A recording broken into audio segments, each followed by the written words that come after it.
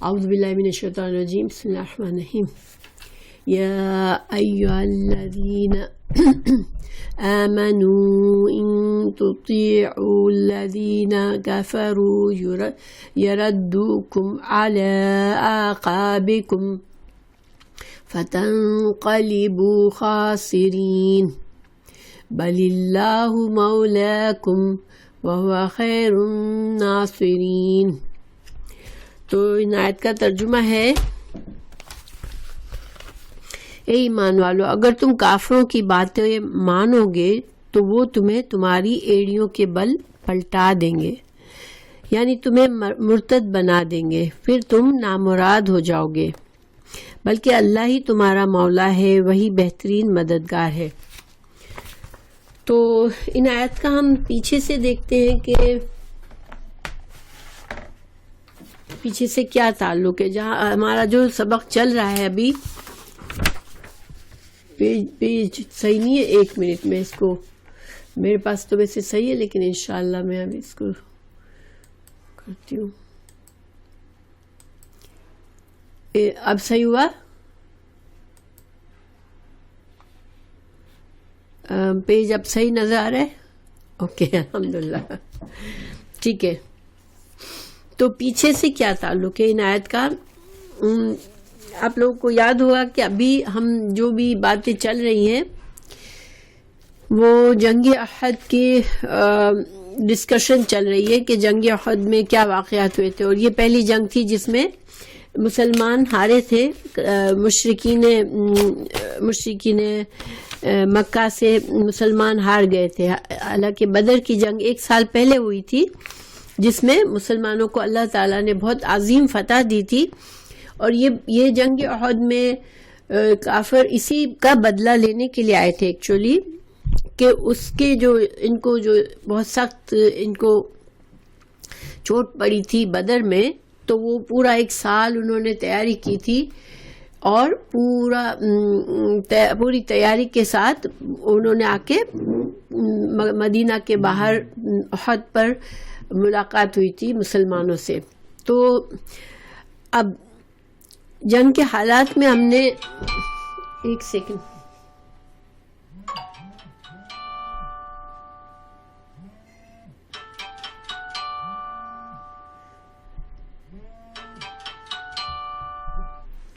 Sorry, تو ہم نے پیچھے سے یہ جانا جتنا ابھی تک پڑھا ہے کہ مسلمانوں کی مسٹیکس کی وجہ سے جنگ احد کچھ مسلمانوں سے مسٹیکس ہوئی، جس کی وجہ سے جنگ احد میں ناکامی ہوئی تھی۔ تو اللہ سبحانہ تعالیٰ نے ان ایک بات کو ایک مسٹیک سے لے کر مسلمانوں کو کی اصلاح فرمائی اور نصیحت فرمائی، جس میں اللہ تعالیٰ نے مسلمانوں کو بتایا کہ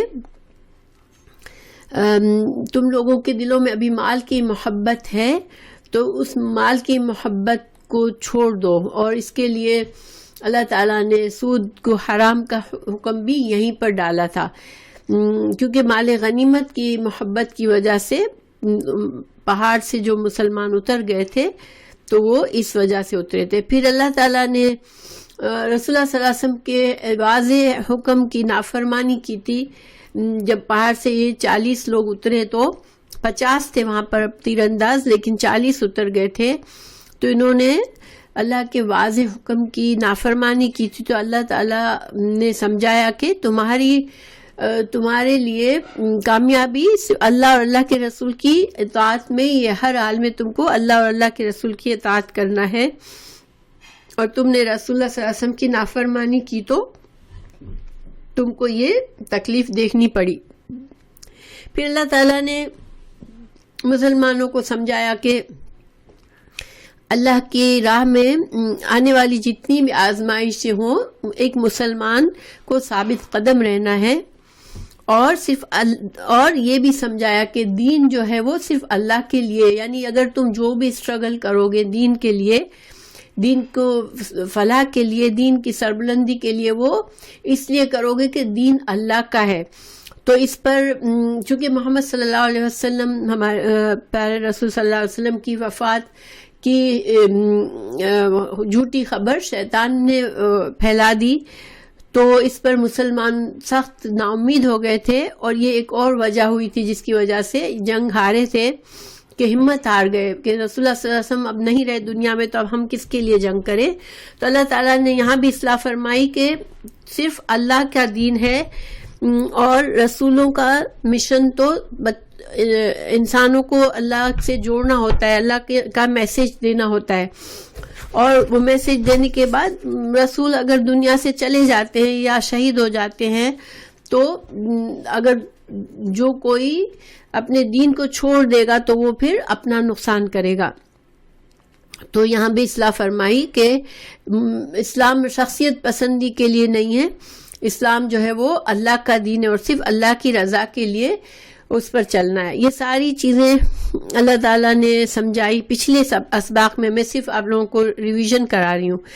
پھر آج کا جو سبق ہے اس میں مسلمانوں کی ایک اور کمزوری کی اصلاح کی جا رہی ہے. اور یہ سبحان اللہ دیکھیں جنگ احد میں جس طرح سے اللہ تعالیٰ نے مسلمانوں کی اصلاح فرمائی ہے، ایک ایک پوائنٹ پر وہ بہت ہی یعنی کہ امیزنگ ہے کہ اللہ تعالیٰ نے کس طرح سے ایک واقعہ ہوا، ایک شکست ہوئی، اس سے کتنے سبق مسلمانوں کو دیے، اور مسلمانوں کو ایک ایک چیز پر واضح طور پر نصیحت فرمائی. تو اب آج جو ہے وہ ایک اور پوائنٹ پر مسلمانوں کی نصیحت کی جا رہی ہے، وہ یہ ہے کہ اگر تم مسلمان ہو تو کافروں اور منافقوں کی باتوں میں مت آؤ. ان کے پروپیگنڈا ہو چاہے کچھ، یا وہ تمہیں کچھ بھی باتیں کنونس کرنا چاہے، تمہیں ان کی اطاعت نہیں کرنی ہے، ان کی باتوں پر نہیں چلنا ہے. تو یہ کیوں ہوا، یہ بات بتانی کیوں ضروری ہوئی کہ جب مسلمان کو شکست ہوئی مسلمانوں کو، تو منافقوں نے اپنے دل کی بھڑاس نکالی، اور اپنے چونکہ مدینہ تو ایک ایسی کمیونٹی تھی جس میں سارے لوگ تھے، مسلمان بھی تھے، مشرک بھی تھے، یہودی بھی تھے، منافق بھی تھے، اور ظاہری بات ہے ان میں پاس پڑوس بھی ہوتا تھا، دوستیاں پرانی دوستیاں بھی تھی، تعلقات بھی تھے، رشتہ داریاں بھی تھی. تو منافقوں نے اپنے دل کی بھڑاس نکال کے اپنے لوگوں کو یہ سمجھانا شروع کیا کہ دیکھو تم جس دین کے لیے لڑنے چلے تھے، اپنی جان قربان کرنے چلے تھے، وہ سچا دین اگر ہوتا تو پھر اللہ تمہاری مدد کرتا. اللہ تو فرشتوں کو بھی بھیج سکتا ہے مدد کے لیے، جیسے کہ تم کہہ رہے تھے کہ فرشتوں کو اللہ نے بھیجا تھا بدر میں، تو آج پھر کیوں نہیں بھیجا؟ اگر اللہ ہی کا دین ہے تو پھر یہ ساری تو اتفاق کی بات تھی. بدر کی جو جیت تھی وہ تو ایک اتفاق کی بات تھی، اور تم بہتر ہے کہ اپنے باپ دادا کے دین پر چلے آؤ، اس کو چھوڑ دو. تو اس طرح سے ظاہری بات ہے کہ اب مسلمانوں کے لیے بہت سخت وقت تھا. ہر انسان کا ایمان اتنا ہائی نہیں ہوتا، اور بہت سے تو نئے مسلمان بھی ظاہر ہے دن بدن آتے جا رہے تھے، تو بہت سے مسلمانوں کے دلوں میں شک و شبہات ہونے لگے آپ صلی اللہ علیہ وسلم کے بارے میں، اللہ کے بارے میں. تو اللہ تعالیٰ یہاں سمجھا رہے ہیں کہ تم کافروں کے پروپیگنڈا کو مت سنو. اور دیکھیں یہ چیز ہمارے لیے کبھی ختم نہیں ہوئی، مسلمانوں کے لیے ہمیشہ یہ اللہ کی ہر آیت جو ہوتی ہے وہ ہر دور کے لیے ہوتی ہے. آج بھی ہم بہت سے پروپیگنڈا میں آ جاتے ہیں. اچھا ملیہ ویسے تو صحیح ہے، ہو سکتا ہے کہ آپ کا کنیکشن تھوڑا کم ہو. اچھا پیج نہیں آ رہا، اوکے میں ایسے کرتی ہوں ایک بار خود بھی دوبارہ آ جاتی ہوں، یا پھر آپ لوگ ایک بار جس کو پرابلم ہو رہا ہے ری لوگ کر کے دیکھ لیں. ری لوگ کرنے سے اگر صحیح نہیں ہوتا تو پھر میں ایک بار ری لوگ کر لوں گی انشاءاللہ. ٹھیک ہے، تو آپ لوگ مجھے بتائیں کہ آپ کا مسئلہ حل ہوتا ہے یا نہیں. تو اب آج ہمارے لیے یہ مصیبت ہے کہ ہم بھی بہت جلدی پروپیگنڈا کا اثر ہوتا ہے ہم بہت زیادہ گھبرا جاتے ہیں. کوئی بھی افواہ پھیلتی ہے ہم خود پھر اس کو 1000 لوگوں تک پہنچاتے ہیں، اور اس سے مسلمانوں کے دلوں میں ایک دکھ اور تکلیف اور گھبراہٹ طاری ہوتی ہے اسلام کے بارے میں، مسلمانوں کے بارے میں. تو ہمیں ان چیزوں کا بہت احتیاط کرنے کی ضرورت ہے کہ یہ جو ہے کافروں کی اور جو اسلام کے دشمنوں کی یہ ٹیکٹک ہے کہ اس طرح سے وہ مسلمانوں کو دل برداشتہ کرتے ہیں، ان کا کانفیڈنس شیک کرتے ہیں۔ اب آپ لوگوں کو صحیح نظر آ رہا ہے پیج ملیحہ اور عالیہ؟ پیج صحیح نظر آ رہا ہے؟ نو پیج؟ اوکے، میں ایک بار ری لاک کر لیتی ہوں، انشاءاللہ تو ہو سکتا ہے کہ یہ مسئلہ حل ہو جائے، ٹھیک ہے؟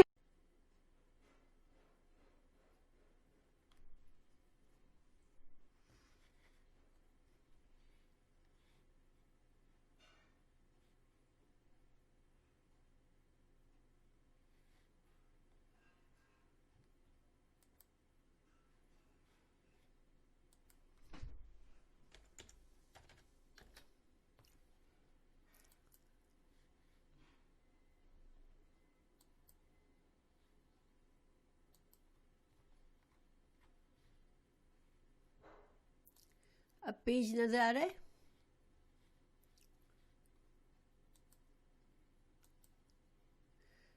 اب آپ لوگوں کو پیج نظر آ رہا ہے؟ اوکے، الحمدللہ۔ عالیہ آپ کے لیے صحیح ہے اب؟ اوکے، الحمدللہ۔ چلیں انشاءاللہ تو اب ہم کلاس کی طرف چلتے ہیں۔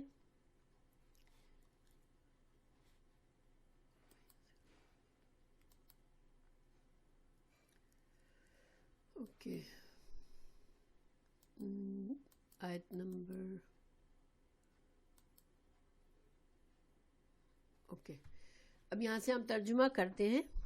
بس میری بات یہ کر رہی تھی میں کہ آج کل ہم بھی یہ چیز جو اللہ تعالیٰ نے جہاں مسلمانوں کو وہاں سمجھایا کہ یہ منافقین جو ہیں وہ تمہارے ایمان سے تم کو پھرانا چاہتے ہیں، افواہیں پھیلا کر، ایسی باتیں کر کے، تو یہ چیز کبھی ختم نہیں ہوتی۔ آج ہم کو بھی بہت سی ایسی چیزوں کا سامنا کرنا پڑتا ہے کہ بہت سی ایسی باتوں کا اتنا پروپیگنڈا، نیگیٹو پروپیگنڈا کیا جاتا ہے جس سے ہم لوگ اندر سے بعض اوقات ہل جاتے ہیں اور ہمارا دل خراب ہوتا ہے، مایوسی ہوتی ہے، ینگ لوگ اسلام سے گھبرانے لگتے ہیں کہ ہمیں کوئی مسلمان پہچان لا لے۔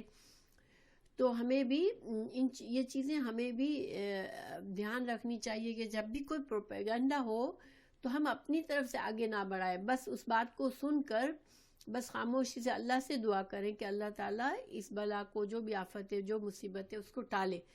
مگر ہم خود اگر آگے پہنچاتے ہیں تو زیادہ سے زیادہ لوگوں تک یہ بات جاتی ہے اور زیادہ سے زیادہ لوگ گھبراتے ہیں اس سے۔ بہرحال اللہ تعالیٰ فرما رہے ہیں یا ایھا الذین آمنو، اے لوگو جو ایمان لائے ہو، ان اگر تطیعوا، اگر تم اطاعت کرو گے، الذین ان لوگوں کی، کفروا جنہوں نے کفر کیا، یردوکم وہ تمہیں رد کرنا کیا ہوتا ہے؟ کوئی چیز جہاں سے آئی اس کو ادھر پیچھے لوٹا دو، تو یہ تم کو پھیر دیں گے، اعلیٰ اوپر، اعقابکم تمہاری ایڑیوں پر۔ اور ایڑیوں پر پھر جانے سے کیا مطلب ہوا کہ 180 ڈگری سے انسان جہاں سے آیا تھا وہاں چلا جائے، بالکل الٹا پلٹ جائے۔ فتنقلبوا تو تم لوٹ جاؤ گے، خاسرین تو تم خسارہ پانے والے ہو جاؤ گے۔ تو یہاں اللہ تعالیٰ نے فرمایا کہ تم اگر ان کی باتوں میں آ گئے اور تم نے اگر تمہارے دل میں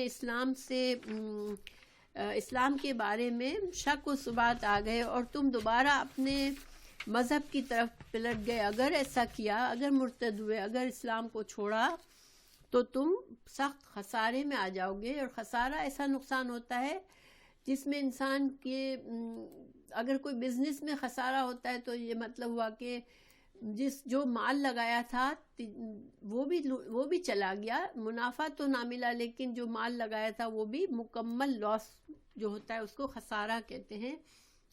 تو گویا تمہاری دنیا اور آخرت دونوں کا خرابی ہو جائے گی۔ دنیا میں تم جہالت کے اندھیروں میں چلے جاؤ گے، تمہارا دین چلا جائے گا، تمہارے اندر سے ایمان کی روشنی چلی جائے گی، اور تم پھر گمراہی میں چلے جاؤ گے، بری عادتوں میں پڑ جاؤ گے، اور آخرت میں تم جو ہے وہ جہنم میں جاؤ گے، اپنے اچھے اجر سے محروم ہو جاؤ گے۔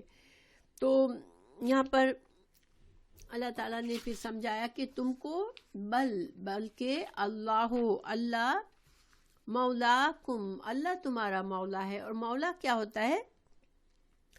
مولا کا مطلب ہوتا ہے کہ اگر دو لوگوں کے درمیان کوئی بھی دوری نہ ہو، بالکل قرابت، تو قربت قریب ترین، تمہارا قریب ترین اللہ ہے، تمہارا دوست اللہ ہے، تمہارا مددگار اللہ ہے، تمہارا کارساز اللہ ہے۔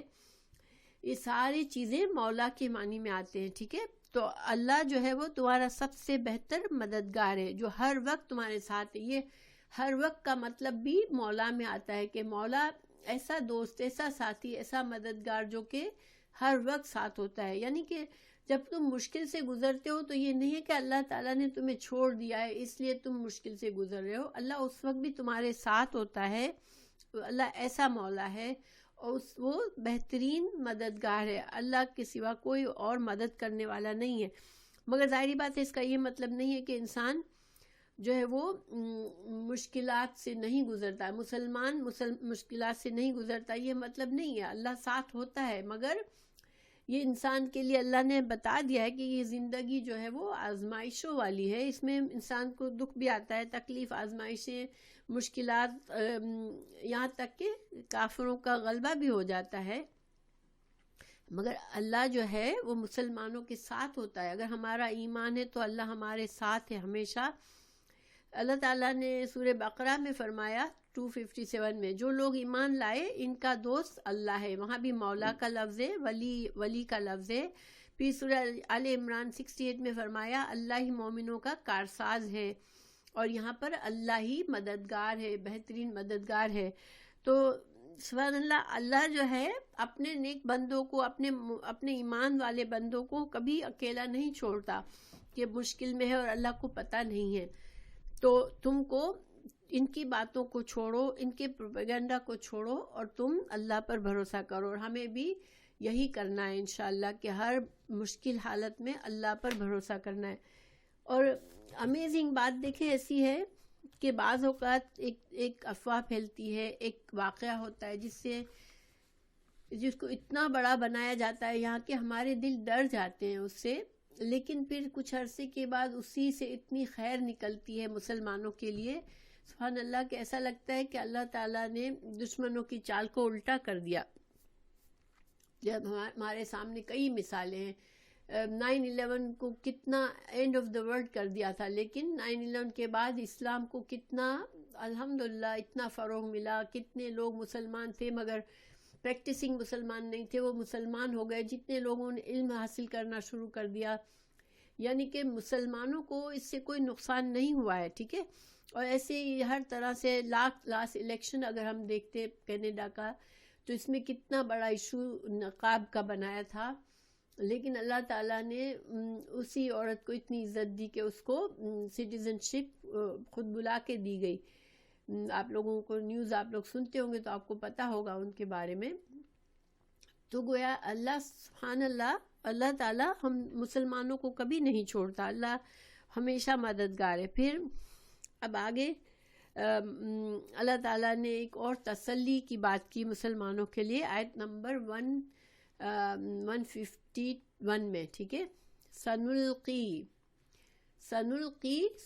ان قریب، نلقی ہم ڈال دیں گے، فی قلوب الذین کفروا، فی میں، قلوب قلب کی جمع ہے، دلوں میں، الذین ان لوگوں کے، کفروا جنہوں نے کفر کیا، الرعب ڈال دیں گے، بما بوجہ اس کے، اشرکو کہ انہوں نے شرک کیا، باللہ اللہ کے ساتھ، ما لم نہیں ہے، جو نہیں ہے، ینزل اس نے نازل کی، بھی ساتھ اس کے، سلطانن کوئی دلیل اللہ نے کبھی شرک کی دلیل نہیں نازل کی تھی، لیکن یہ انہوں نے اللہ کے ساتھ شرک کیا، ان کے دلوں میں اللہ رعب ڈال دے گا.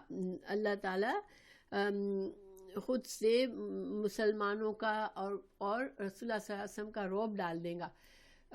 وما واہم اور ٹھکانہ ان کا النار آگ ہے، وبئس اور کتنا برا ہے مثوا ٹھکانہ الظالمین ظالمین کا. تو اس کے رعب ڈال دیں گے اللہ تعالیٰ. تو اس کا کیا مطلب ہوا؟ دیکھیے اللہ سبحانہ تعالیٰ نے ہمارے حدیث ہے رسول اللہ صلی اللہ علیہ وسلم کی کہ بخاری اور مسلم میں یہ حدیث ہے، حضرت جابر بن عبداللہ رضی اللہ عنہ سے روایت ہے. ایک منٹ، اس کا ترجمہ پہلے پڑھ لیتی ہوں. ہم عنقریب کافروں کے دلوں میں رعب ڈال دیں گے اس وجہ سے کہ یہ اللہ کے ساتھ ان چیزوں کو شریک کرتے ہیں جس کی کوئی دلیل اللہ نے نہیں اتاری. ان کا ٹھکانہ جہنم ہے اور ان ظالموں کے لیے بری جگہ ہے. تو اس کے بارے میں حدیث ہے صحیح بخاری اور مسلم میں، حضرت جابر بن عبداللہ رضی اللہ عنہ سے مروی ہے. رسول اللہ صلی اللہ علیہ وسلم نے فرمایا مجھے 5 ایسی چیزیں عطا کی گئی ہے جو مجھ سے پہلے انبیاء میں سے کسی کو نہیں دی گئی تھیں.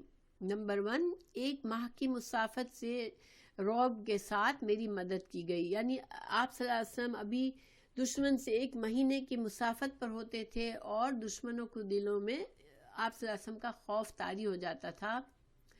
پھر میرے لیے ساری زمین کو مسجد اور پاک بنا دیا گیا ہے. مسلمان ہی ہے جو کہیں بھی اپنی نماز پڑھ سکتا ہے. میرے لیے مال غنیمت کو حلال قرار دے دیا گیا ہے، کیونکہ اسلام سے پہلے مال غنیمت جو ہوتا تھا اس کو جلا دیا جاتا تھا. جنگ صرف اللہ کی خوشنودی، اللہ کے دین کے لیے لڑی جاتی تھی. تو آپ صلی اللہ علیہ وسلم نے جنگ بدر میں پہلی بار جنگ کے بعد جو مال غنیمت ہوا اس کو مسلمانوں نے کے لیے حلال کیا گیا تھا. پھر مجھ سے پہلے ہر نبی بطور خاص ان کی قوم کی طرف مبعوث کیا جاتا تھا، جبکہ مجھے تمام لوگوں کی طرف سے مبعوث کیا گیا ہے. آپ صلی اللہ علیہ وسلم کی نبوت تمام جن و انس پر ہے، قیامت تک کے لیے ہے، کسی خاص قوم کے لیے نہیں ہے. اور مجھے شفاعت عطا کی گئی. تو یہ 5 پوائنٹس ہے اس میں. اس کے علاوہ بھی حدیث ہے مسند احمد میں ہے کہ آپ صلی اللہ علیہ وسلم نے فرمایا اللہ تعالیٰ نے مجھے نبیوں، اور وہ حدیث جو پہلے سنائی وہ بخاری کی حدیث تھی اور مسلم کی تھی، ٹھیک ہے. اب یہ مسند احمد کی ہے، یہ بھی صحیح حدیث ہے. آپ صلی اللہ علیہ وسلم فرماتے ہیں اللہ تعالیٰ نے تمام نبیوں پر اور بعض روایتوں میں سے تمام امتوں پر مجھے 4 فضیلتیں عطا فرمائی ہیں. اس میں 5 کا ذکر تھا، اس میں 4 کی ہے. مجھے تمام دنیا کی طرف سے رسول بنا کر بھیجا گیا اور میرے اور میری امت کے لیے تمام زمین مسجد اور پاک بنائی گئی، اور میری امتی کو جہاں نماز کا وقت آ جائے وہیں پر اس کی مسجد اور اس کا وضو ہے. میرا دشمن مجھ سے مہینے بھر کی راہ پر ہے، وہیں سے اللہ تعالیٰ اس کا رعب، اس کے دل میں رعب طاری کر دیتا ہے اور وہ کانپنے لگتا ہے. اور میرے لیے غنیمت کے مال حلال کیا گیا. اس کے علاوہ بھی روایت ہے جس میں سے ہمیں پتہ چلتا ہے کہ اللہ آپ صلی اللہ علیہ وسلم نے فرمایا کہ میں مدد کیا گیا ہوں میرے رعب سے ہر دشمن پر. پھر ایک اور حدیث ہے کہ مجھے 5 چیزیں دی گئی ہیں. میں ہر سرخ و سفید کی طرف بھیجا گیا ہوں. میرے لیے تمام زمین وضو اور مسجد بنائی گئی. میرے لیے غنیمتوں کے مال حلال کیے گئے جو میرے سے پہلے کسی کے لیے حلال نہ تھے. اور میری مدد مہینے بھر کی راہ تک رعب سے کی گئی اور مجھے شفاعت دی گئی. تمام انبیاء نے شفاعت مانگ لی، لیکن میں نے اپنی شفاعت کو اپنی امت کے لیے، لوگوں کے لیے جنہوں نے اللہ کے ساتھ کسی کو شریک نہ کیا ہو، بچا کے رکھی ہے. سبحان اللہ. یعنی آپ صلی اللہ علیہ وسلم نے اپنی شفاعت کا حق جو ہے وہ قیامت کے لیے، یعنی اس وقت جب امت کو ضرورت پڑے گی اس وقت کے لیے اپنے امتیوں کے لیے رکھا ہے. حضرت ابن عباس فرماتے ہیں کہ اللہ تعالیٰ نے ابو سفیان کے دل میں رعب ڈالا اور وہ لڑائی سے لوٹ گیا. دیکھیے یہاں پر یہ ساری مختلف تھوڑے تھوڑے فرق سے ہیں یہ ساری روایات. تو ایسا کیوں ہوتا ہے کہ آپ صلی اللہ علیہ وسلم نے کچھ باتیں مختلف موقع پر فرمائی ہوئی ہوتی ہیں اور مختلف لوگوں نے مختلف انداز میں ان کو سمجھایا ہوتا ہے. پھر جو حدیثیں یہ حدیثیں ہم تک پہنچتی ہے تو تھوڑا تھوڑا سا ان کے الفاظ میں اور تھوڑا زیادتی اور کمی ہوتی ہے. لیکن یہ اس لیے کہ آپ صلی اللہ علیہ وسلم کے ساتھ ظاہر بات ہے کہ مختلف حالات آتے تھے, مختلف لوگ آپ کے ساتھ ہوتے تھے, تو آپ نصیحت کبھی فرماتے تھے کسی ایک گروپ کو, کبھی دوسرے کو. اور یہاں پر ہمیں یہ پتہ چلتا ہے کہ جنگ احد میں دیکھیں عجیب بات ہوئی کہ جب مسلمان ہارنے لگے تو مسلمان بھاگنے لگے, تو زیادہ تر مسلمان کچھ مدینہ چلے گئے, کچھ پہاڑوں پر پہاڑ جو احد کے پہاڑ پر چلے گئے. آپ صلی اللہ علیہ وسلم بھی جب زخمی ہو گئے تو اس کے بعد چند صحابہ کے ساتھ آپ بھی پہاڑ پر چلے گئے تھے. تو اس وقت جو کافروں کی فوج تھی ان کو یہ سمجھ نہیں آئی کہ اس وقت تو ہم جیت رہے ہیں, ہم جو ہے تمام مسلمانوں کو پکڑ کر ڈھونڈ کر سب کو قتل کر دیں. اس وقت ان کے ذہن میں یہ بات نہیں آئی کہ آج ہمارے ہاتھ میں موقع ہے کہ ہم سارے مسلمانوں کو ختم کر کے اس جھگڑے کو ہمیشہ کے لیے ختم کر دیں, بلکہ وہ چلے گئے وہاں سے. ٹھیک ہے, یہ عجیب سا بات تھی کہ جب کوئی جیت رہا ہوتا ہے تو وہ اس طرح سے نہیں چلا جاتا. ٹھیک ہے, کبھی بھی جنگوں میں جو جیت رہا ہوتا ہے وہ آخر تک پوری اپنی فتح کو مکمل کرتا ہے, لیکن کافر مشرکین چلے گئے واپس. اور نہ صرف چلے گئے بلکہ کچھ آگے جا کے ان کو احساس ہوا کہ ہم کیوں چلے آئے, ہم تو جیت رہے تھے, ہم کو تو چاہیے تھا کہ ہم آج اس کام کو پورا مکمل طور پر ختم کر دیں. تو ان کے دل میں خیال آیا کہ ہم لوٹیں. ٹھیک ہے, لیکن سیم وقت پہ رسول اللہ صلی اللہ علیہ وسلم کی دل میں بھی یہ بات آئی تھی کہ اللہ نے ان کو لوٹا تو دیا ہے لیکن کہیں یہ واپس نہ آئے. تو آپ صلی اللہ علیہ وسلم نے وہی فوج جو احد میں گئی تھی, ان کو ابھی ہم سارے واقعات پڑھیں گے انشاءاللہ, ان سب کو لے کر آپ صلی اللہ علیہ وسلم آگے بڑھے مزید, تاکہ دشمن کو یہ نہ ہو کہ ہم ڈر کے ابھی تک چھپے ہوئے بیٹھے ہیں. اور جب دشمن کو یہ خبر ملی کہ آپ صلی اللہ علیہ وسلم تو دوبارہ لڑنے کے لیے آ رہے ہیں, تو یہ ڈر کے بھاگ گئے, پھر وہ آئے ہی نہیں دوبارہ. تو اس پر حضرت ابن عباس نے فرمایا کہ اللہ تعالیٰ نے ابو سفیان کے دل میں بھی رعب ڈال دیا کہ وہ لڑائی سے لوٹ گیا. وعلیکم السلام ورحمۃ اللہ. تو اس کے علاوہ ہمیں ایک اور حدیث صحیح بخاری کی حدیث میں بھی اس کا ثبوت ملتا ہے کہ جب آپ صلی اللہ علیہ وسلم نے بہت سے بادشاہوں کو عرب سے باہر خطوط بھیجے تھے جس میں اللہ تعالیٰ اسلام کی دعوت دی تھی, تو جب روم کے بادشاہ کو آپ کا خط ملا, روم کی حکومت اس وقت سپر پاور تھی, عظیم حکومت تھی جو کہ بہت بڑے ایریا پہ تھی, اٹلی سے لے کر پورا شام کا ایریا جس میں سیریا, لبنان اور 2-3 اور بھی, وہ سارا خطہ جو ہے بیت المقدس, یہ سارا اس میں آتا تھا. اتنی بڑی ریاست کا بادشاہ جب آپ صلی اللہ علیہ وسلم کا خط اس کو ملا تو وہ جیسے اس کے جو ریئیکشن تھا, اور ابو سفیان اس زمانے میں سفر کر رہا تھا, وہاں پر اس کے محل میں اس نے بلایا تھا, وہ حدیث ہے لمبی اس کے بارے میں. تو اس نے اندازہ لگا لیا اور اس نے اپنے ساتھیوں سے کہا کہ یہ روم کا بادشاہ تو ڈر گیا رسول اللہ صلی اللہ علیہ وسلم سے. اس وقت ابو سفیان خود مسلمان نہیں ہوئے تھے, تو گویا کہ آپ صلی اللہ علیہ وسلم کا, اور وہ جس ایریا میں وہ تھا وہ 1 مہینے کے فاصلے پر تھا مدینہ سے. جب روم کے بادشاہ کو خط ملا تو وہ 1 مہینے کی مسافت پر تھا, اور وہاں سے صرف آپ کے خط سے ڈر گیا وہ. تو یہ اللہ سبحانہ تعالیٰ نے ایک معجزہ تھا جو آپ صلی اللہ علیہ وسلم کو دیا تھا. ٹھیک ہے, تو اسی کا اللہ تعالیٰ نے اس آیت میں ذکر فرمایا ہے کہ ہم ان قریب ان کے دلوں میں رعب ڈال دیں گے. پھر ہم آگے چلتے ہیں. اللہ تعالیٰ فرما رہے مزید وَلَقَدْ, اور البتہ تحقیق, صَدَقَكُمْ, سچ کیا تم سے, اللہ اللہ نے وعدہ اپنا وعدہ اذ جب تحسونہم تم قتل کر رہے تھے ان کو بِإِذْنِهِ اللہ کے اذن سے حتی اذا یہاں تک کہ اذا جب فشلتم تم بزدل ہو گئے تم ہمت ہار گئے وتنازعتم اور تم نے جھگڑا کیا آپس میں فی امری معاملے میں وعصیتم اور تم نے نافرمانی کی من بعد اس کے بعد ما جو اراکم دکھایا تم کو ما تحبون جو تم پسند کرتے تھے وہ دکھایا تم کو منکم تم میں سے کچھ من یرید الدنیا جو کہ دنیا چاہتا تھا ومنکم اور تم میں سے من جو یرید الآخرہ جو آخرت چاہتا تھا ثم پھر صرفکم اس نے پھیر دیا تم کو عنہم ان سے لیبتلیکم تاکہ وہ آزمائے تم کو وَلَقَدْ اور البتہ تحقیق عفا اس نے معاف کر دیا عنکم تم سے واللہ اور اللہ تعالیٰ ذو فضل فضل والا ہے بڑے فضل والا ہے علی المؤمنین مومنوں پر. تو اس کا ترجمہ میں پڑھتی ہوں اس آیت کا. اللہ تعالیٰ نے تم سے اپنا وعدہ سچا کر دکھایا جبکہ تم اس کے حکم سے انہیں کاٹ رہے تھے. یہ کب ہوا؟ جب احد کی جنگ شروع ہوئی تو پہلے مسلمانوں کو فتح دی اللہ نے. ٹھیک ہے، مسلمان جیت رہے تھے، فتح ہوئی اور کافر بھاگنے لگے.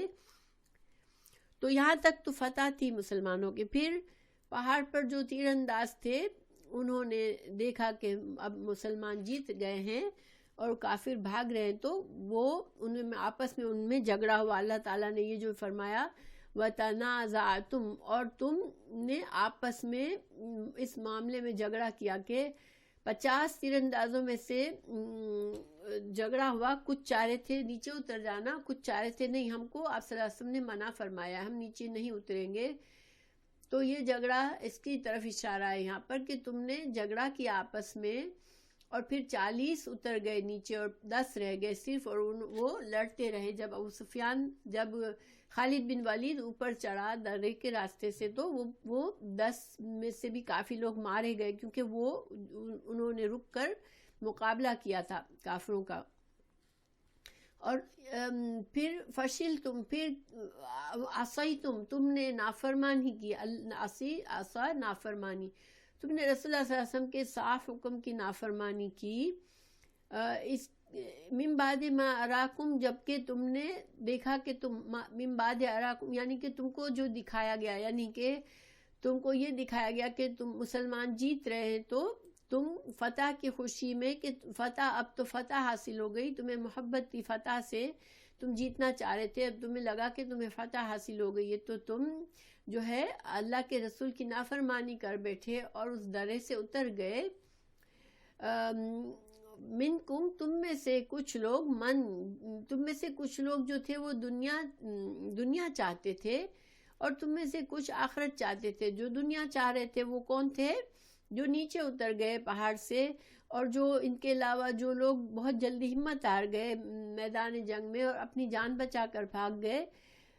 یا تم میں سے کچھ ایسے تھے جو کہ پہاڑ پر بھی رکے رہے، آپ صلی اللہ علیہ وسلم کی نافرمانی بھی نہیں کی اور وہ آخر دم تک لڑتے رہے، اور بہت سے صحابہ نے شہادت حاصل کی اور آپ صلی اللہ علیہ وسلم کا دفاع میں کتنے لوگ مر گئے. تو وہ لوگ کون تھے؟ وہ آخرت چاہتے تھے، وہ اللہ کے وہ صرف دنیا کے رضا کے لیے، دنیا کے فائدوں کے لیے نہیں گئے تھے. لیکن جو لوگ صحیح جنہوں نے ایکٹ نہیں کیا وہ فتح دیکھتے ہی دنیا کا مال غنیمت سمیٹنے کے لیے بھاگ اترے، نیچے اتر آ گئے. تو اور جانوں کو بچا کر جب مشکل ہوئی فشل تم جب مشکل ہوئی، جب دشمن نے تم پر دونوں طرف سے گھیرا ڈالا تو تم بھاگ گئے بزدل بن کر. تو یہ سارے تم لوگوں نے کام کیے. تو پھر اللہ تعالیٰ نے کیا کیا؟ ثم صرفکم پھر اللہ تعالیٰ نے تمہاری جیتی ہوئی جنگ کو ہار میں بدل دیا. تم کافروں پر حملے کر رہے تھے، کافروں کو مار رہے تھے، اللہ تعالیٰ نے تم کو پلٹ دیا کہ کافر تم پر غلبہ پا گئے. اور یہ اس کی وجہ اب اللہ تعالیٰ نے بتائی کہ تاکہ یہ تمہاری آزمائش تھی. یہ بہت ہی اہم پوائنٹ ہے کہ آزمائش تھی. دیکھیں سبحان اللہ, اللہ تعالیٰ نے ہار جو ہوئی مسلمانوں کی, اس کو یہ نہیں کہا کہ تمہارے وجہ سے ہار ہوئی. اللہ تعالیٰ نے فرمایا کہ یہ تمہاری آزمائش تھی. گویا کہ جنگ احد کی ہار جو تھی وہ اس کا بہت بڑا گریٹر پرپس تھا کہ اس سے مسلمانوں کی اصلاح ہوگی. اس ہار سے جب انسان بہت اچھا جا رہا ہوتا ہے, دیکھیں اگر ان ساری غلطیوں کی وجہ سے اللہ تعالیٰ اگر فرشتوں کو بھیج کر مسلمانوں کو جیت کرا دیتے, مسلمانوں کو غازی بنا دیتے, تو مسلمانوں کی اصلاح نہیں ہونی تھی. ان کے اندر جو خرابیاں تھیں وہ اندر خرابیاں ہی رہتی. ہم دیکھتے ہیں بعض اوقات ہم بچے بھی غلط کام کرتے ہیں لیکن ہم ان کو محسوس نہیں ہونے دیتے کہ تم نے غلط کیا ہے, کیونکہ ہمارے دل میں اتنا پیار ہوتا ہے کہ ہم بچوں کو نہیں بتانا چاہتے, بچے چاہے چھوٹے ہو چاہے بڑے.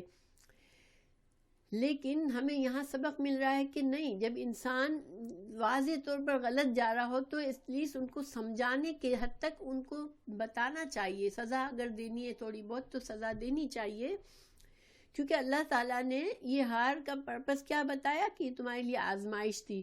تم جب آزمائے گئے تو تم ہل گئے. جب تم کو ہار نصیب ہوئی, جب تم کو یہ بدنامی فیس کرنی پڑی, جب تمہارے اتنے لوگ مر گئے, جب رسول اللہ صلی اللہ علیہ وسلم کی شہادت کی افواہ پھیلی جس کی وجہ سے تم غمگین ہوئے, جب آپ صلی اللہ علیہ وسلم زخمی ہوئے, یہ ساری چیزیں جب دیکھیں جنگ میں جب جاتی ہے کوئی فوج لشکر, وہ ہار کے آتی ہے تو اس کے لیے بہت زیادہ شرمندگی کا باعث ہوتی ہے, بہت زیادہ, یعنی کہ انسان ٹوٹ جاتا ہے اندر سے ایموشنلی.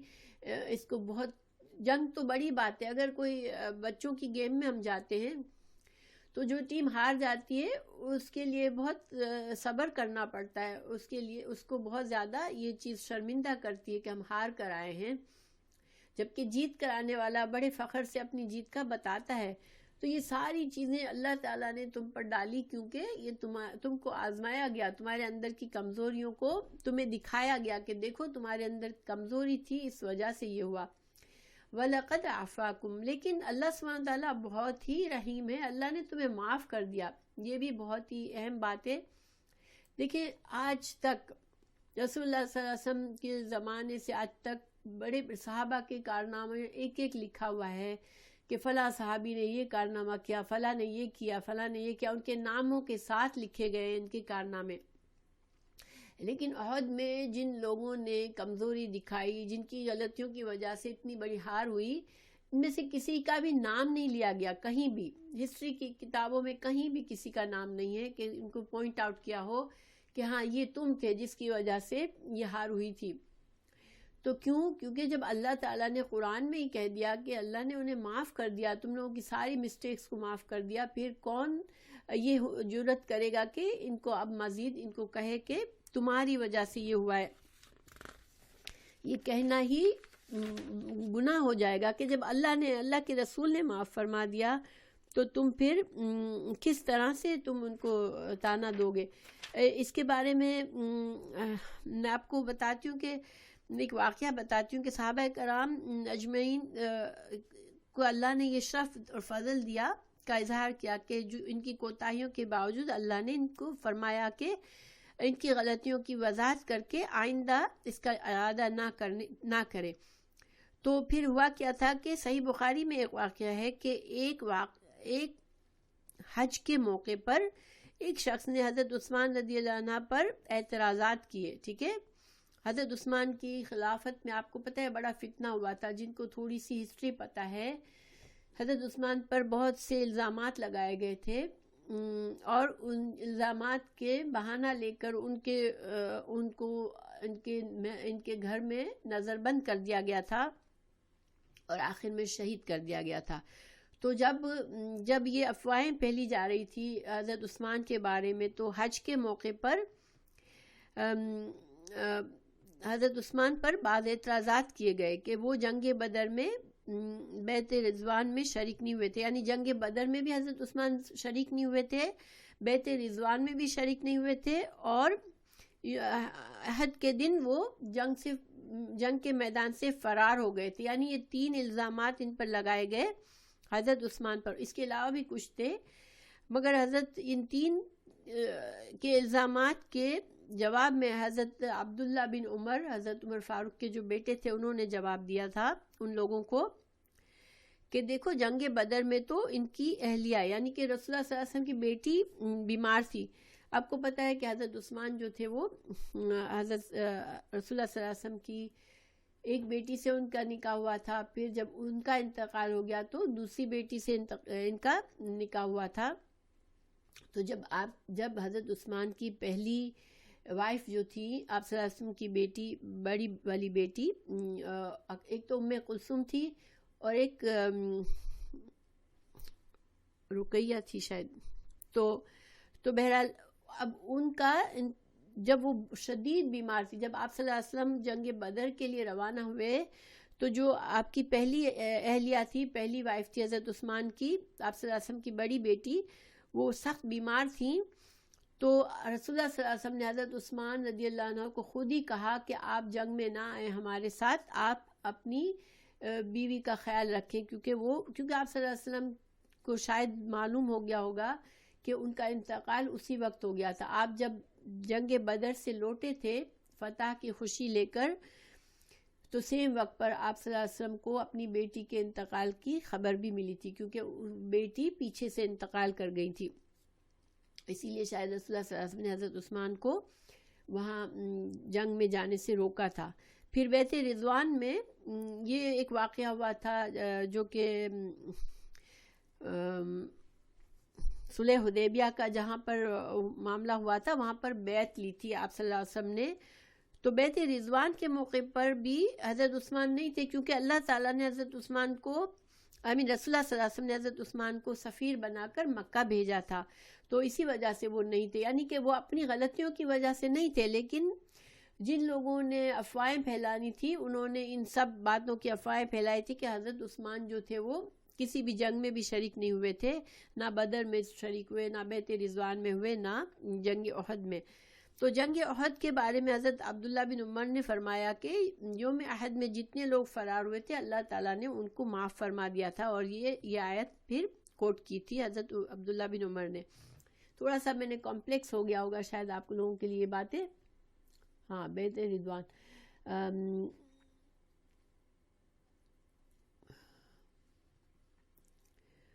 افشا آپ نے لکھا کچھ ہے، مجھے سمجھ نہیں آئی. رادی اللہ رقیہ، ہاں جزاک اللہ خیر، رقیہ تھی، جزاک اللہ خیر. ان کی وائف جو تھی وہ رقیہ تھی. بعض اوقات جب میں آپ لوگوں کو بتا رہی ہوتی ہوں تو اچانک سے کوئی نام میرے ذہن سے نکل جاتا ہے. تو ایک رقیہ تھی اور ایک ام کلثوم تھی. تو رقیہ جب انتقال کر گئی تو پھر ام کلثوم سے آپ صلی اللہ علیہ وسلم نے ان کا نکاح کر دیا تھا. نہیں صحیح ہے، ماشاء اللہ.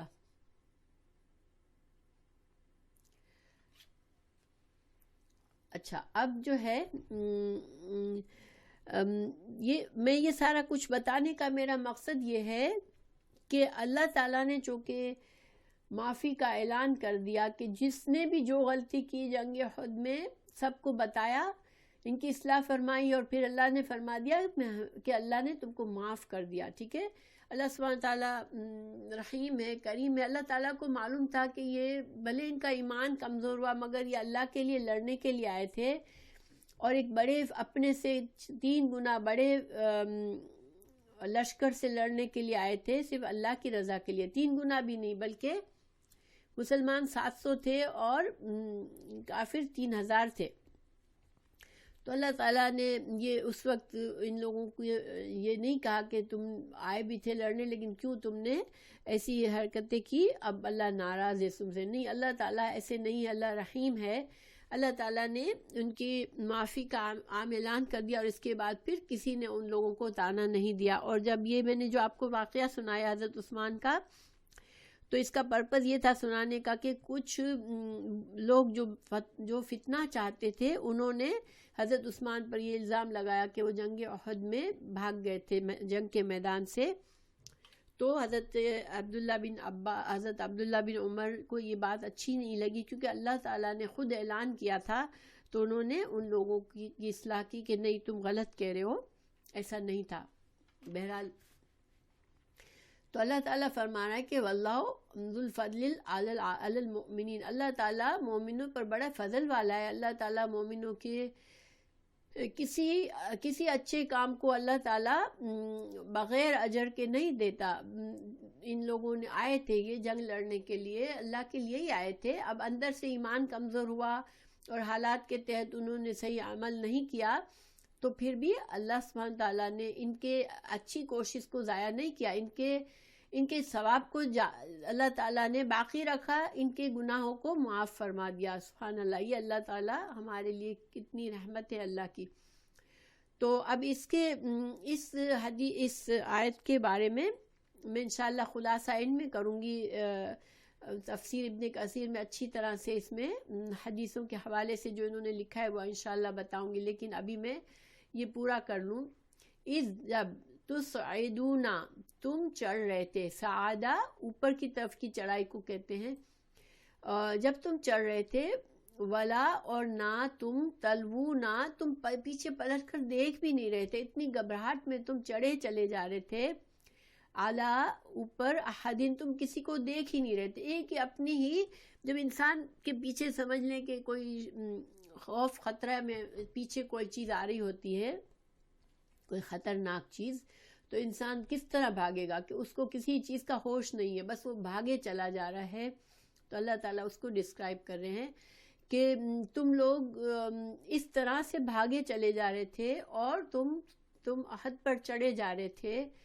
اور رسول اللہ صلی اللہ علیہ وسلم یدعوکم، رسول اللہ صلی اللہ علیہ وسلم آپ کو آوازیں لگا رہے تھے، فی اخراکم، تمہارے پیچھے سے آپ صلی اللہ علیہ وسلم تم کو بلا رہے تھے.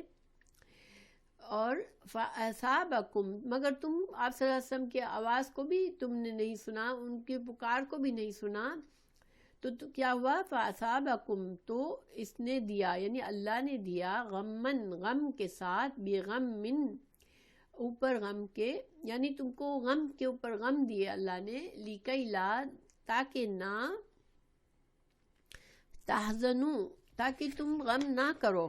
کتنی عجیب بات ہے نا، اللہ نے غم پر غم دیا تاکہ تم غم نہ کرو. ما فاتکم، جو تم سے فوت ہو جائے، جو چلا گیا تم سے، اس پر تم غم نہ کرو. وعلیکم السلام ورحمۃ اللہ وبرکاتہ. ولا، اور نہ ما اصابکم، جو پہنچا تم کو. ٹھیک ہے. واللہ، اللہ تعالیٰ، خبیر، خبر رکھنے والا ہے، بما، ساتھ اس کے، تعملون، جو تم عمل کرتے ہو. تو اللہ تعالیٰ نے یہاں پر خلاصہ یہ بتایا کہ تم بھاگے چلے جا رہے تھے، تمہاری حالت بتا رہے اللہ تعالیٰ کہ تم کس طرح بدحواس ہو کر خوف سے، موت کے خوف سے بھاگے چلے جا رہے تھے. رسول اللہ صلی اللہ علیہ وسلم تم کو پیچھے سے بلا رہے تھے، مگر تم کو ان کی آواز تک نہیں آ رہی تھی. اور آپ صلی اللہ علیہ وسلم بلا رہے تھے، الیہ عباد اللہ، الیہ عباد اللہ، اے اللہ کے بندو میری طرف لوٹو، اے اللہ کے بندو میری طرف لوٹو. مگر وہ سنی نہیں پائے تھے، اتنا شور ہنگامے میں اور اتنی بدحواسی میں. تو آپ صلی اللہ علیہ وسلم کے پاس صرف چند لوگ رہ گئے تھے اس وقت. انشاءاللہ ابھی ہم حدیثیں پڑھیں گے تو آپ کو پتہ چلے گا. تو پھر اللہ تعالیٰ نے کہا کہ تم کو پھر غم پر غم دیا اللہ نے تاکہ تمہاری ٹریننگ ہو. دیکھیں غم جو ہے نا، اب یہ کون سے غم پہ غم تھے؟ تو غم ہی غم تھے. ظاہری بات ہے ان کو کتنے غم ملے تھے. مال غنیمت جس کی امید میں وہ اترے تھے لوگ، وہ بھی چلا گیا، وہ بھی نہ ملا. اتنے لوگ شہید ہو گئے. آپ صلی اللہ علیہ وسلم کی شہادت کی افواہ پھیلنے کی وجہ سے ان کو غم ملا.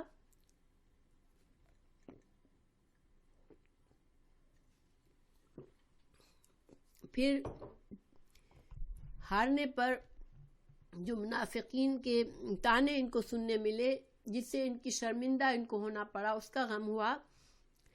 تو اللہ تعالیٰ نے ان کو بے شمار غم دیے. ٹھیک ہے. اس کے اوپر کچھ لوگوں نے اس پر کامنٹس کیے کہ غم پر غم تو کون سے غم ہے. تو دیکھیں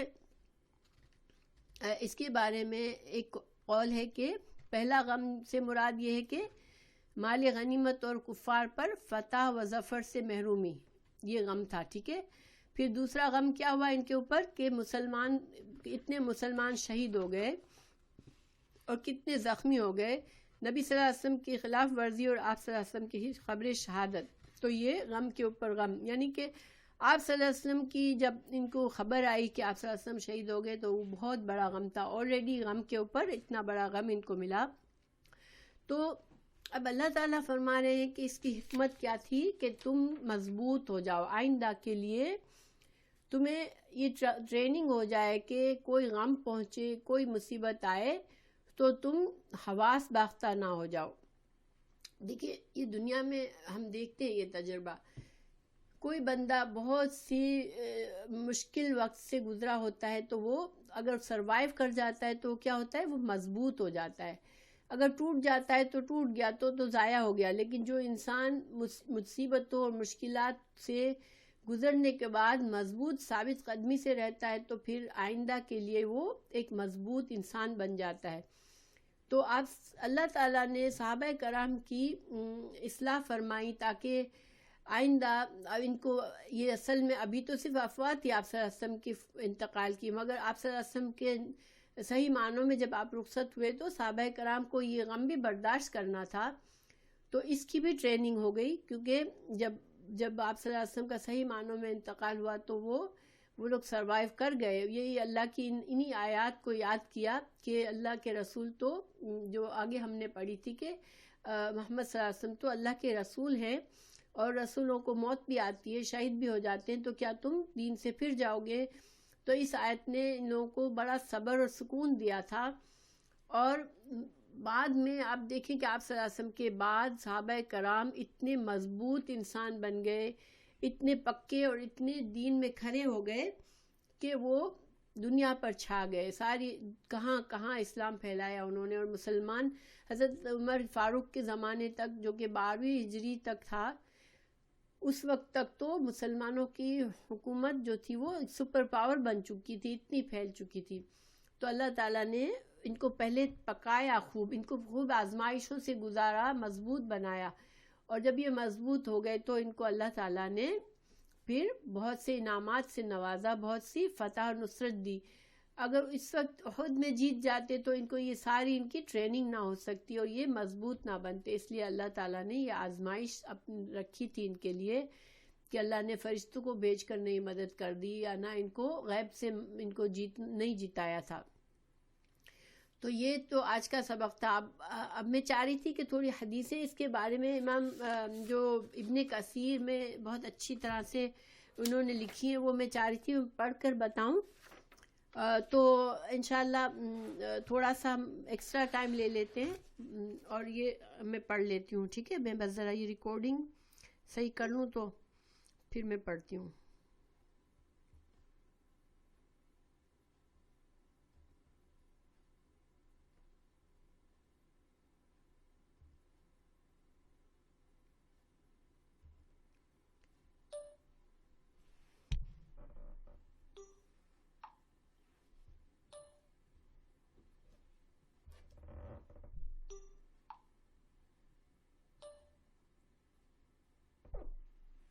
اوکے، بسم اللہ الرحمن الرحیم. یہ ہے اوکے. امام بخاری رحم اللہ نے حضرت برا بن عازب کی روایت کو بیان کیا ہے کہ اس دن مشرکوں سے ہماری مدبیر ہوئی تو نبی صلی اللہ علیہ وسلم نے تیر اندازوں کے ایک گروہ کو درے پر مقرر فرما کر عبداللہ بن جبیر رضی اللہ عنہ کو ان کا امیر مقرر کیا اور فرمایا کہ تم اس جگہ پر ڈٹے رہنا. اگر تم یہ دیکھو کہ ہمیں فتح ہو گئی ہے تو اس جگہ سے، تب بھی اس جگہ سے نہ ہلنا، اور اگر یہ دیکھو کہ دشمن ہم پر غالب آ گیا ہے تب بھی اپنی جگہ چھوڑ کر ہماری مدد کے لیے نہیں آنا. ٹھیک ہے.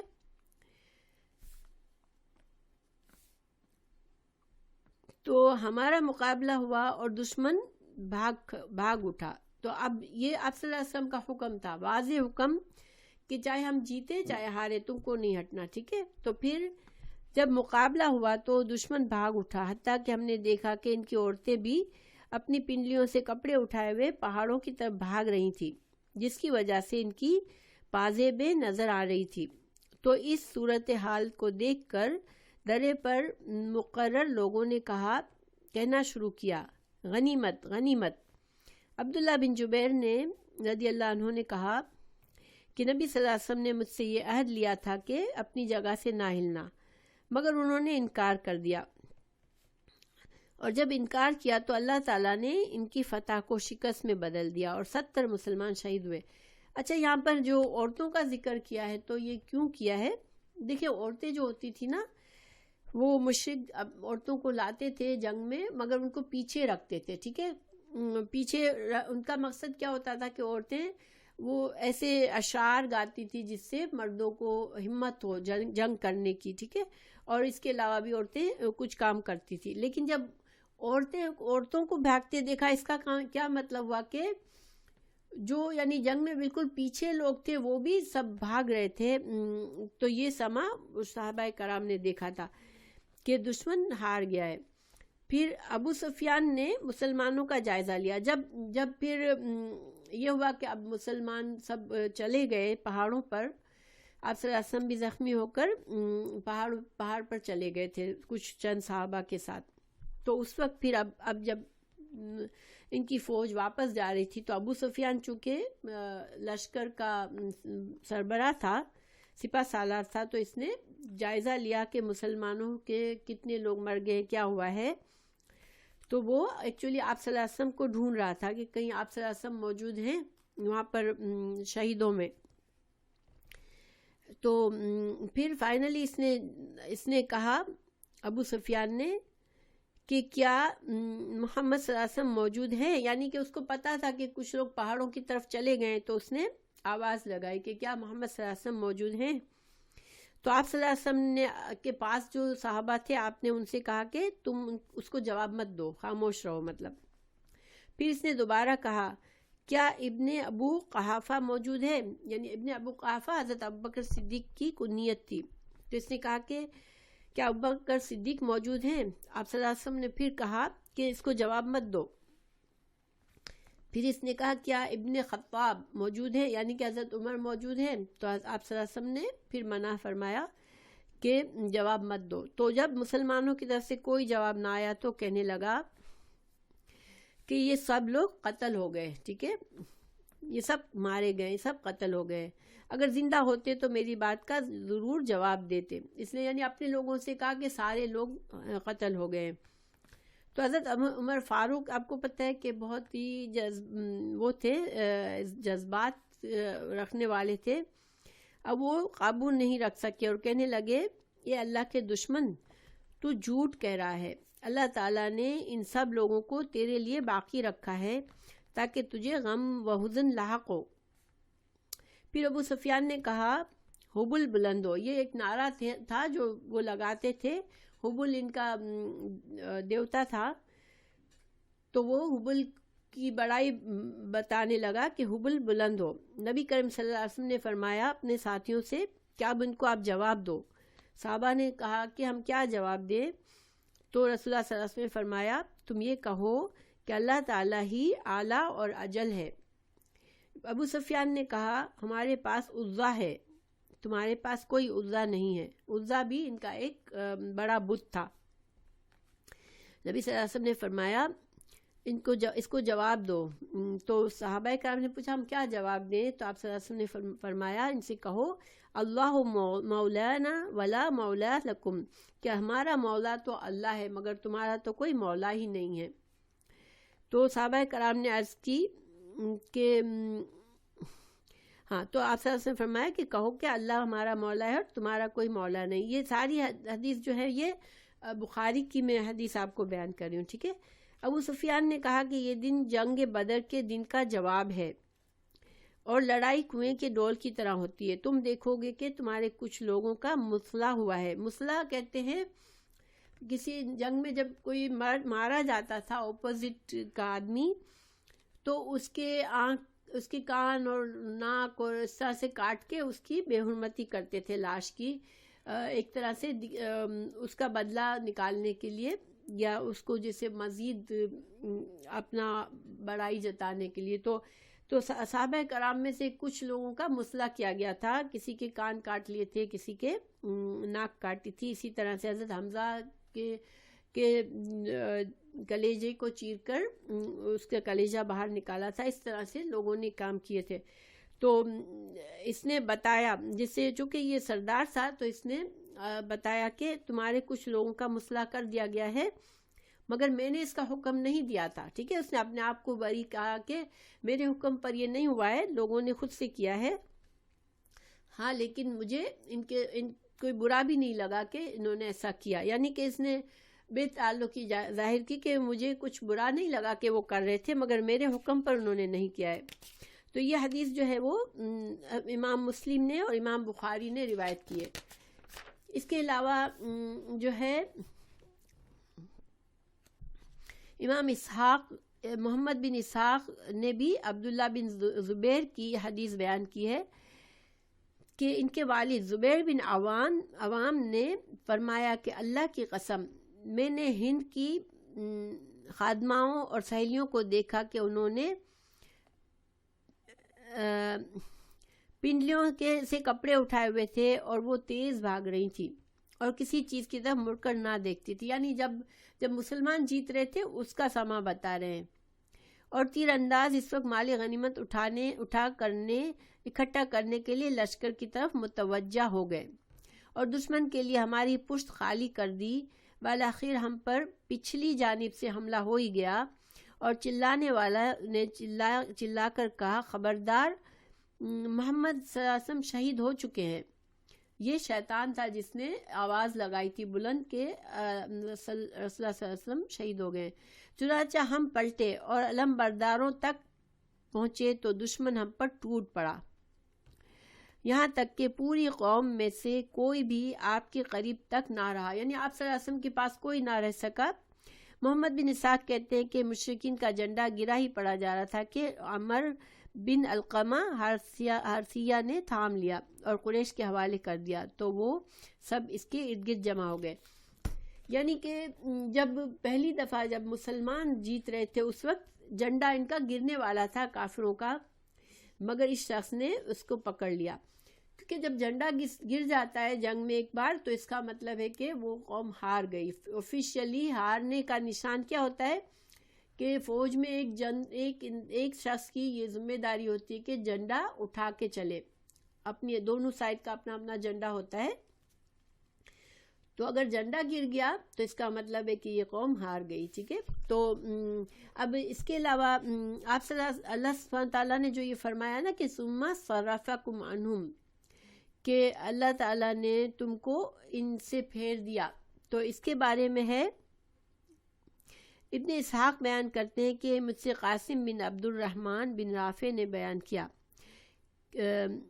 وہ کہتے ہیں کہ انس بن نضر رضی اللہ عنہ, جو کہ انس بن مالک کے چچا تھے, حضرت عمر بن خطاب اور طلحہ بن عبید اللہ کے پاس آئے. یعنی جنگ کا ہی بتا رہے ہیں کہ جنگ میں جب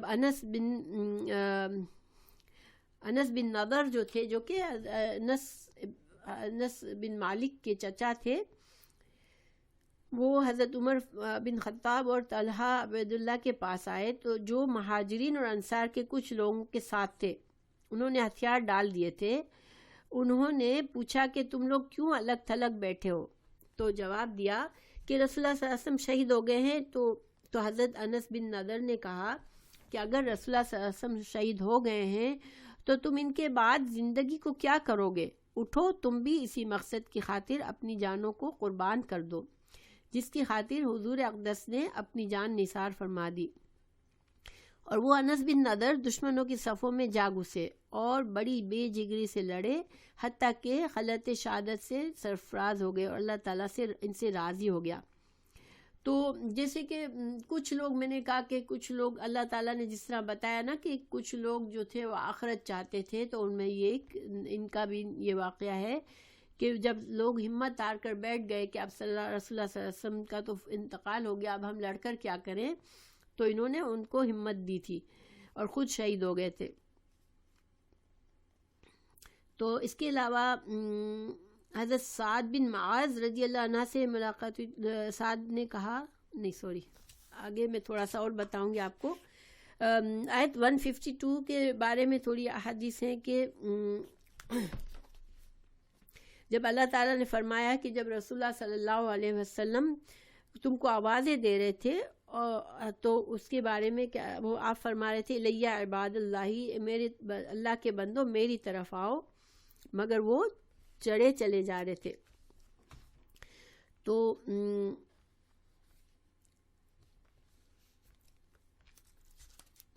یہاں پر آپ صلی اللہ علیہ وسلم کا دفاع جن لوگوں نے کیا اس کا ذکر بتا رہے ہیں کہ امام بخاری نے قیس بن ابو حازم سے روایت کیا ہے کہ میں نے حضرت طلحہ رضی اللہ عنہ کے ہاتھ کو دیکھا کہ وہ شل ہو چکا تھا، یعنی لڑتے لڑتے بالکل اتنا زخمی ہو چکا تھا کہ وہ لٹک رہا تھا، صرف شل ہو گیا تھا، کیونکہ اپنے اس ہاتھ کے ساتھ انہوں نے احد کے دن نبی کریم صلی اللہ علیہ وسلم کا دفاع کیا تھا.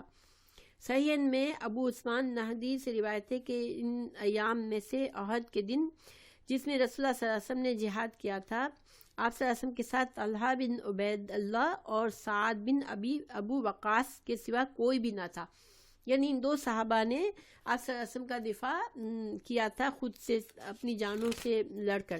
سعید بن مسیب کہتے ہیں کہ سعد بن ابو وقاص کو بیان کرتے ہوئے سنا کہ رسول اللہ صلی اللہ علیہ وسلم نے احد کے دن اپنے ترکش سے میرے لیے تیر نکالے اور فرمایا ارمی فدا کا ابی و امی، تیر پھینکو تم پر میرے ماں باپ نثار ہوں. اسے امام بخاری نے روایت کیا ہے. یعنی آپ صلی اللہ علیہ وسلم نے اس صحابی کو انکریج کیا جو آپ کا دفاع کر رہے تھے. اور صحیح بخاری اور مسلم میں حضرت سعد بن ابو وقاص سے روایت ہے کہ میں نے احد کے دن رسول اللہ صلی اللہ علیہ وسلم کے دائیں اور بائیں دو آدمیوں کو دیکھا جنہوں نے سفید کپڑے پہن رکھے تھے اور وہ آپ کی طرف سے دفاع کرتے ہوئے سخت لڑائی کر رہے تھے.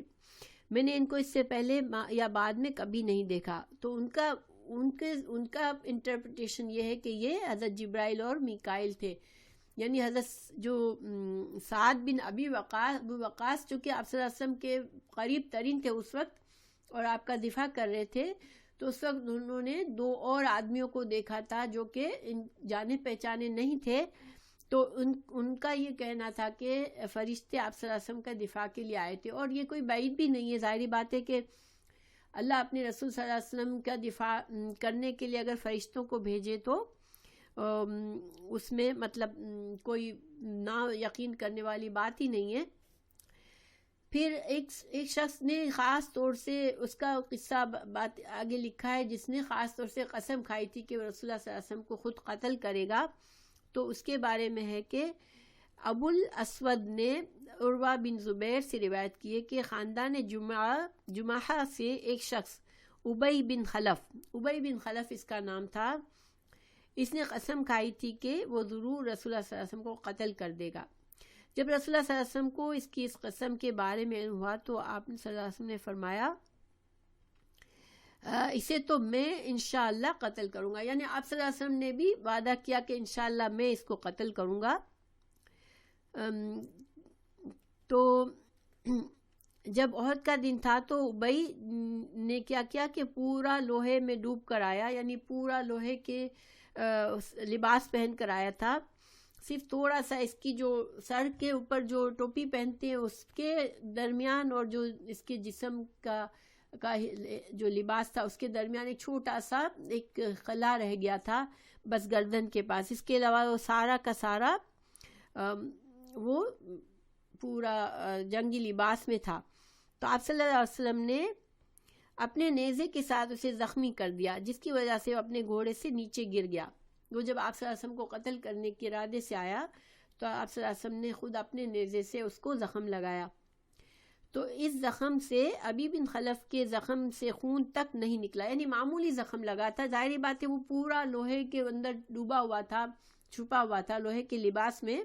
ایک چھوٹے سے سوراخ سے آپ نے نیزہ مارا تھا تو وہ معمولی سا زخم تھا، لیکن اتنا تھا کہ خون بھی نہیں نکلا تھا. لیکن اس کے باوجود جب اس کے ساتھی اسے اٹھانے کے لیے اس کے پاس آئے تو بیل کی طرح آوازیں نکال رہا تھا۔ لوگوں نے اس سے کہا یہ تو معمولی سی خراش ہے، تم اس قدر کیوں زجا فضا کر رہے ہو؟ تو اس نے لوگوں کے سامنے رسول اللہ صلی اللہ علیہ وسلم کے اس فرمان کا ذکر کیا کہ رسول اللہ صلی اللہ علیہ وسلم نے کہا تھا کہ میں اسے قتل کروں گا، یعنی اب اس کے دل میں یہ خوف بیٹھ گیا، چونکہ آپ صلی اللہ علیہ وسلم نے جواب میں کہا تھا میں اسے قتل کروں گا، تو اب اس کو یہ تھا کہ اب چونکہ مجھے آپ صلی اللہ علیہ وسلم نے زخم لگایا ہے تو میں ضرور اب مر جاؤں گا۔ پھر اس نے کہا اس ذات کی قسم جس کے ہاتھ میں میری جان ہے، اس وقت مجھے جو تکلیف ہے اگر یہ اہل ذل مجاز کو ہو تو وہ سب کے سب اس تکلیف کی وجہ سے مر جائیں۔ چنانچہ اس کے فوراً بعد ہی وہ جہنم رسید ہو گیا۔ تو گویا کہ یہ اتنے معمولی سی زخم سے یہ شخص مر گیا، کیونکہ اللہ سبحانہ تعالیٰ نے آپ صلی اللہ علیہ وسلم نے ایک وعدہ کیا تھا تو اللہ نے اس وعدے کو پورا کر دیا۔ پھر آپ صلی اللہ علیہ وسلم کے زخم جو لگا تھا اس کے بارے میں صحیح حدیث ہے، سہل بن یہ صحیح بخاری اور مسلم کی حدیث ہے کہ سہل بن سعد سے روایت ہے کہ ان سے رسول اللہ صلی اللہ علیہ وسلم کے زخم کے بارے میں پوچھا گیا تو انہوں نے بتایا کہ رسول اللہ صلی اللہ علیہ وسلم کے چہرے اقدس پر زخم آیا تھا، آپ کا انیاب اور سامنے والے دو دانتوں کے درمیان اوپر والا دانت جو تھا وہ دانت مبارک شہید ہو گیا تھا، یعنی اوپر کی طرف سے جو کونے کے جو دانت ہوتے ہیں نا اس کے برابر والا دانت جو تھا وہ شہید ہو گیا تھا، اور خود سر مبارک میں بھی اور خود جو آپ کا خود تھا جو جنگی لباس میں آپ کا جو بچاؤ کے لیے جو تھا وہ آپ کے سر مبارک میں پیوست ہو گیا تھا۔ فاطمہ بنت رسول اللہ صلی اللہ علیہ وسلم خون دھو رہی تھی، حضرت علی جو تھے وہ ڈھال میں پانی لا کر ڈال رہے تھے۔ حضرت فاطمہ نے جب یہ دیکھا کہ پانی کے ساتھ خون کے بہنے میں تو اور اضافہ ہو رہا ہے تو انہوں نے چٹائی کے ایک ٹکڑے کو لے کر جلایا اور پھر وہ راکھ ہو گیا تو اسے زخم میں بھر دیا جس سے خون بہنا رک گیا۔ تو یہ آپ صلی اللہ علیہ وسلم کا زخم کے بارے میں تفصیل ہمیں جانی۔ پھر جو اللہ تعالیٰ نے